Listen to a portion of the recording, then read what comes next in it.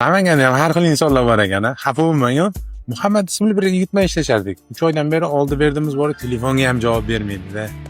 Hayron qolaman. Ishonchim qolmayapti. Hech kim mana nasiga shuning uchun ishlamayapman hozir. Aka adashmayapsizmi? Aniq Namangandanmi? Namanganda birov haqqini yeydigan bola chiqmagan. Balki qanaqadir muammosi chiqqandir. Mana bitta telefonni beringchi, yaxshi gumonda bo'laylik. Labday aka. Keldingizmi? Tegen Rovers Greek House. Men ko'rdim bo'ldi. Telefonda gaplashgan Muhammad manman. Tinchlikmi aka, nima qilish kerak? Keling, ko'chada gaplashmaylik, ichkari kiraylik. Aka, vaqtim yo'q meni. Siz gapiring, nima ishingiz bor? Siz Toshkentga boroldim. Shokir akani taniysiz-a? Ozgina oldi berdingiz bor ekan. Nima ekan debman. Siz menga nasihat qilgan chaqirdingizmi aka?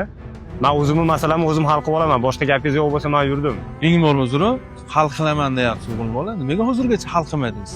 Aka, birovning sharoitini bilmasdan o'zingizcha vayz o'qimayman, tushundingizmi? Sal o'zingiz bosib oling. Sharoitingiz yo'q bo'lsa telefondan olib javob berib qo'ysan, ular ham inson tushunadi. Qanchada qilib berasiz o'sha pulni? Bir oyda qilib bersangiz, keling soat 5 ga men o'sha pulni beraman. Muhammad ismga loyiq bo'ling. Namanganliklarning nomiga dog' tushirmang bunaqa qilaylik.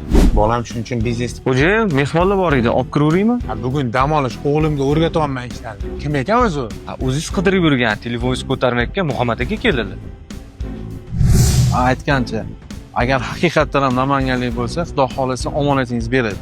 Lekin bir kishin deb butun namanganlik haqida noto'g'ri fikrga bormang. Albatta beradi, namanganlik bunaqa chiqmaydi. Namanganliklar mard bo'ladi.